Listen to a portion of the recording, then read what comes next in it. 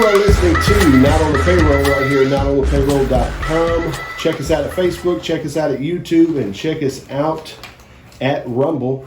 I've got the privilege of sitting down with Chief of Police in Newton here, Mr. Will Jackson. Mr. Jackson, we appreciate you for sitting down with us. I appreciate you coming. And man, things in your first part of the year have been a little wiry, a little crazy. Yeah, it's kicked off wild. I have to say that. If we have a quieter 2023, you won't have a problem. I won't have I don't think he's going to go that. I don't think he's going to go that way. Right. So tell us a little bit. Obviously, there's a lot of people out here concerned, and a lot of people concerned for your well-being specifically. How are you doing, man? I mean, because we're talking about, man, what is this, Wednesday? Wednesday. When did everything? Saturday morning. Saturday, everything happened. Every morning, about 9:30, 10. Man, if the Facebook warriors didn't come out, oh yeah, I mean, everybody was online. Yeah, it's overwhelming to see the support that we have from the community and law enforcement, and it's really has blown up. Sure, so, absolutely. Kind of you've always kind of been a guy kind of fly a little bit under the radar. Yeah, this type of deal, but you kind of got thrust in the middle of it. Yeah, I don't like the news or the cameras and all that mess. I'm not Billy Rose. Oh, okay. He's a good guy. I love Billy. No, Billy's good. Like I said, I don't like those cameras, and but I understand everybody's concerned, and but how are you doing physically? I mean, I'm just sore. It's sore. Yeah. But that's expected. I'd rather be sore than dirt on top of me. And then in the hospital too. So. Yeah, I was there. They checked me in Saturday afternoon. I got out Sunday afternoon. Really? Yeah. And so let me ask you this, just because I know we can't talk about all the details because everything's still an ongoing investigation with the Texas Rangers and whatnot. But so from what I understand, and maybe correct me or tell me where I'm overstepping, okay? But from what I understood, the constable was going down to serve eviction papers, and you went down there to assist. Yes, sir. Okay. As you know, we're a small community.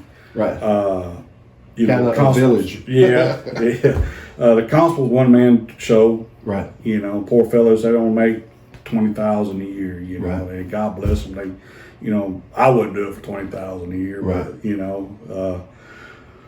But he asked for my assistance, and myself and another sergeant. My sergeant went with us.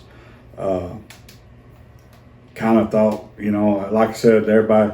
The hospital was mad at me because I didn't bring my insurance card with me, and I said, "Well, I wasn't planning to get shot today, because when I left the house, I had clothes in a dryer, and I left my TV on, and that's why I come back. I'll do some things around the house, break my yard, and I figured we'd meet some little resistance, like verbal resistance or something like that, Because my 33 years in police work, I never been really involved in the civil part of it. Okay.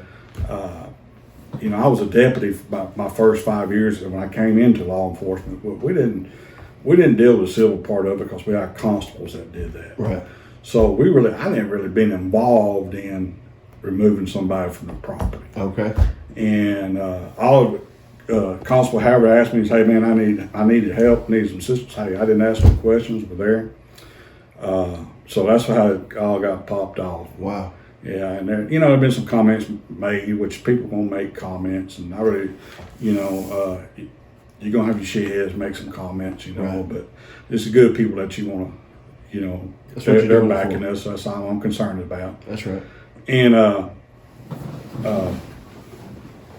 but I forgot where I was going with that. So basically, you guys show up on the scene, and you assume that there's going to be some level of verbal. Yeah, I figure we're going to be, a little piss and match or something, and we'll remove them and take possession, and I'll come back to the house. Right. Well, it went to shit from there. Right. So if I recall correctly, I was reading one of the articles that was talking about how you guys, I guess, breached through the door. The first three did. I stayed outside. Okay.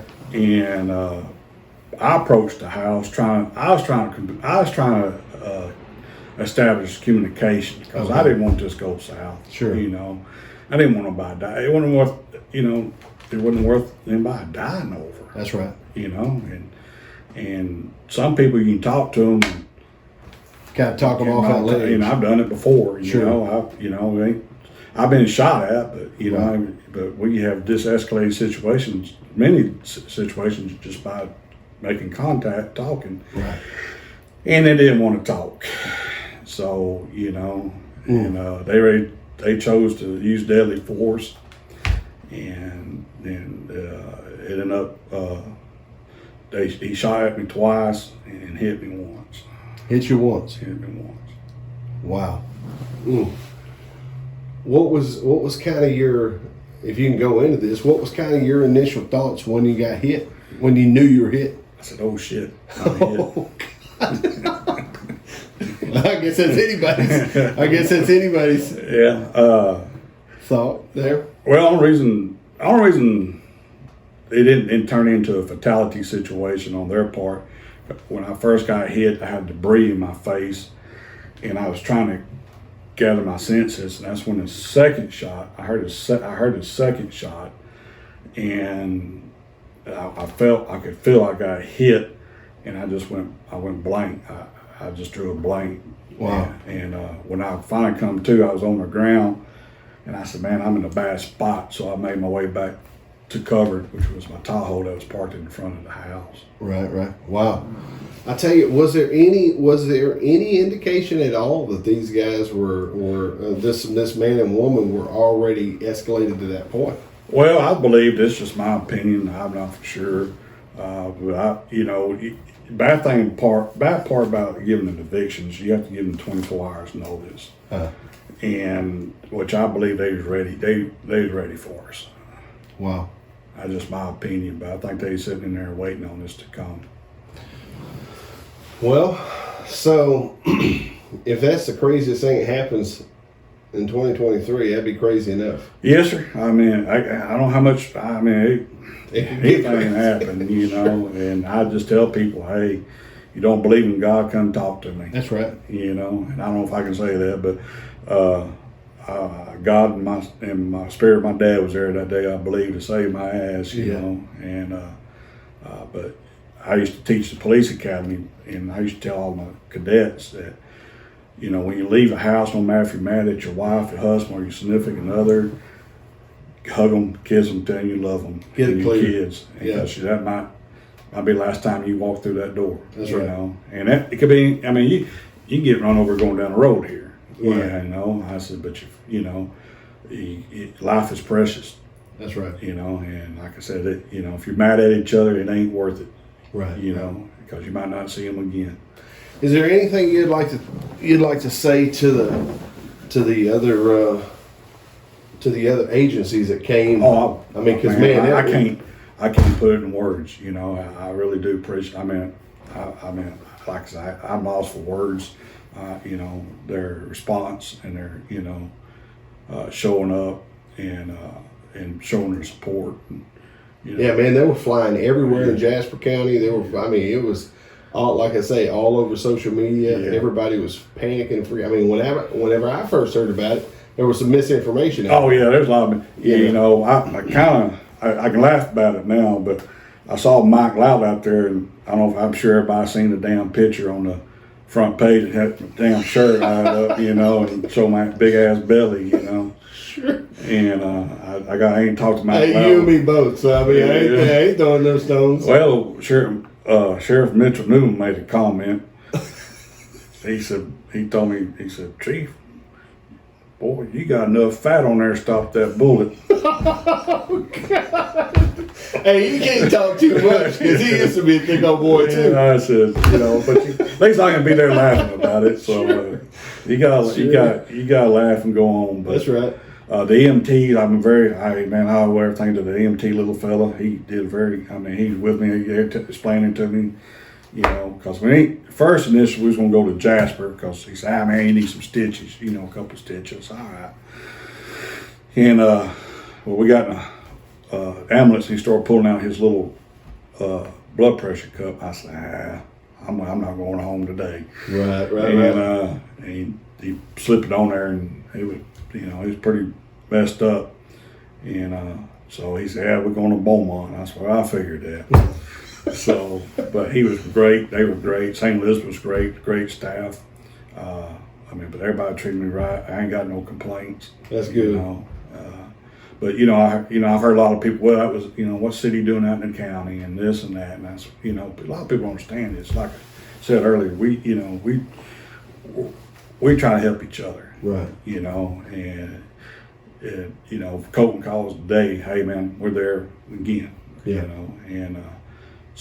But a lot of people don't understand that. But man, they ain't got no resources. We barely got resources, and everybody's just trying to make it happen. They're trying to make it happen. And the bad part is, the law enforcement gets pulled into between two people fighting. Sure. And we get pulled right in the middle of that mess. Yeah. Yeah. And they can't solve it civilly, so then we have to get involved. Exactly. Well, so obviously, this is your first day back. Am I Yes, right? sir. It's your first day back. Yes, sir. And so, back on the job, back moving forward. Hey, you can't. What do you say? You can't let take time off. Yeah, you just. Well, my city manager called me and said, "Hey, where you at?" I said, "Well, okay." They called me yesterday. He said, "Man, you only got shot one day. You only allowed one day." You only got shot one time. That's right. You only allowed one day. That's right. That's But right. he was just joking. That's funny. But he's laying around, being all sad about it. Right. Just gotta. I'm glad I live and I learned I can talk about it. That's right. And I talk to Academy. I tell people you learn from my mistakes too, because that's what you want to keep you alive. Right. Right. Yeah. And, I'm just glad to see it seems like there's a little bit more camaraderie almost that's developing here in the community. I know last time we talked there was just some back and forth about things, but I think it almost seems like some of that's kind of smoothing out. I guess it would take me getting shot, get all everybody together. I guess that's what I'm willing to sacrifice. All right, we got the lesson. We don't need that again. No, we don't need that again. So. But Sheriff Barbie showed up, and we talked. He talked to him. I talked to him. They finally decided, it wasn't fixing. Ain't gonna get good. Right. And I think his statement was he said we got more guns. Yeah. Because like I said, the only reason they're walking around today is because I couldn't get engaged. Right. Well, I tell you what, man, I really appreciate you taking time. I know you got a lot of people chirping at you and trying to check on you and all that stuff, but we definitely, whenever I first heard, I was like, wait a second. It was the first thing I thought. I was like, the chief was out there running backup for the constable. And then I thought, dude, that's how this whole place operates, man. Yeah, I'm working. I talked to Channel 6 earlier today, and I told them the same. I told them this is, working. Newton police chief and the Newton sheriff has to be a working sheriff and working chief. Sure. We're short-handed. Right. I'm just lucky I'm full staff per se. I'm just lucky I'm still down because I know the sheriff, he's like 6 people down. He ain't got no applicants. Right. He ain't got nobody who wants to work, wants to be the police. Yeah. I know my brother, he's with the Jasper Police Department, and they fix to start their people out like $30 an hour, and they still ain't got no people to apply. Wow. Still a dilemma. Wow. So what we have here, we got to take care of each other. Got to hang on to. And we gotta back each other up and take care of each other because that's just all we got. Yeah. But I'm good at it. It ended this way. Everybody walk away from it. Sure. And I think some people probably went home drinking some whiskey and man, I think I may have drank a little whiskey for you. I know I did. Yeah, I know I did Sunday when I got home. Well, like I say, man, we're all glad you're doing good. definitely a lot of folks. I think in a situation like this, it's really nice to see. Sometimes these jobs, like what you do, what the sheriff does, what some of the like the EMT guys, those are thankless jobs of fire departments, volunteer fire groups. It's a thankless job, and it's really cool to see. It's unfortunate, but it's nice to see when people step up and you see the prayers and you see the concern and those types of things. Well, I told Channel 6 News, law enforcement has been, the past couple of years, has been just been under a gun, and he can't do nothing right, which there are some people don't be the police. I first want to tell you, they don't be the police, know, but don't mean there ain't some good ones out there trying to make a difference, trying to do something, fight with it, because the news guys, where were you at after you got shot? I said, I was still there. I was still in the fight, right? Because I was trying to get out. I was trying to figure it out. Get those two somehow, Right. And I said, I ain't gonna leave my other guys hanging, Yeah. And I know that's kind of self arrogance, but I just wasn't going nowhere. Well, that was one of the things that even talking to Sheriff Burby, he had made the statement. He said, once he got there, he said, man, he couldn't get there fast enough. He knew that there was just officer down and this type of thing, and he said when he got there, you were still engaged, and I was like, oh, check this out, but that's part of that's part of the process, man. So. Well, man, like I say, I really appreciate you taking time with us. I appreciate you coming by, Jay. Checking on. Yeah, we really appreciate all the hard work you guys do here in the city and even throughout the county. Yes. And moving forward, man, looking at this year, is there some things on your plate that you kind of looking at? Well, it just Newton's changing. My dad was a lawman 40 years till the day he died. He was shot twice in line of work, line of duty. But I think with the social media and the news, more news, it's more looked into. You know what I'm saying? It's more shown. Right. Back in the old days, it really didn't. You just heard about it. You just heard about it, but we got people moving in here from Idaho, New Mexico, Oklahoma, California. Right. And your older people that lived here in Newton, your established people were dying off. Sure. Now you got this little. It's like 40s to 60s kind of coming on into it. Yeah, and you got these kids that don't give a damn about nothing coming in and replacing them, because Jasper's had drive-by shootings every week, and they just don't give a damn no more. Wow. And I'm hoping that I can, expand the police department, because I want another officer, and I've been fighting for this dog issue and trying to get animal control, Sure. And money's the issue. Yeah. It's just that is the biggest issue. Yeah, just the nut. Yeah, money being the root of all evil, or something like that. And Newton just don't have a whole lot of it. Yeah. And I know I was talking to the ladies over with the Hopeful Paws. Yeah. And they had made a statement that they had last year. I think they picked up over 200 dogs. Yes, sir. And that's crazy. Well, if you're gonna get off a whole nother subject, what gets me is, people complain about certain, these dogs. Now, when you got people come in trying to do something about it, then you got these people that won't write about what they're trying to do, and it's like, it's like you're kind of damned if you do, damned if you don't, yeah. And it's like, I had a, complaint about where they keep all the dogs at, but barking all the time, they're trying to help, Right. And I went and talked to either the man that owned it. I said, I ain't here to try and beat you up or get on to you, Right. I appreciate what you're doing. Right. And because we're limited, Sure. Our resources are very limited, but that's what makes me mad, people trying to do something and then somebody else trying to griping about the noise and all that.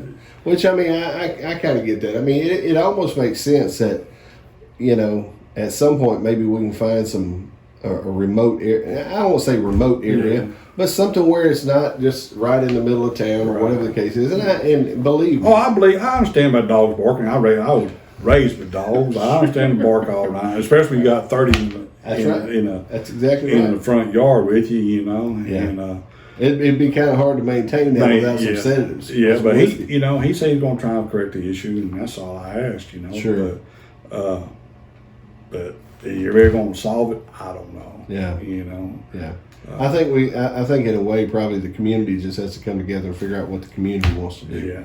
And it takes money. That takes money. It takes money. And that ain't easy to come by for a lot of folks these days. So Like my mama used to say, it don't grow on trees out there. that's right. That's exactly right. Well, Chief, I appreciate you taking Yes, time sir. with us, man, and all the outpouring of adoration and prayers and things like that. I know you appreciate, and I'm glad you're doing good. Glad you're back on the job. Ladies and gentlemen, we appreciate you guys for listening. If you like this type of content, like, share, and subscribe. You are listening to Not on the Payroll right here at notonthepayroll.com.